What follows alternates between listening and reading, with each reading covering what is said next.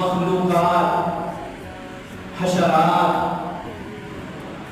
جانور چوپائے اور یہ زمین، جنگلات،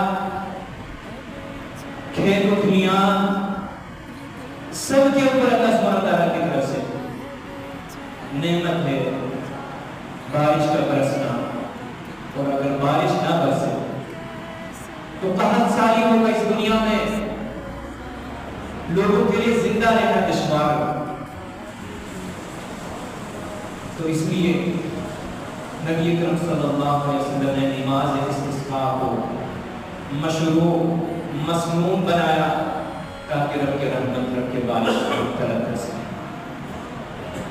تلاوت کی ہوئی آیت کریمہ میں اللہ سبحانہ وتعالیٰ فرماتا ہے أَلَمْ تَرَ أَنَّ اللَّهَ يُزْجِي سَحَابًا کہ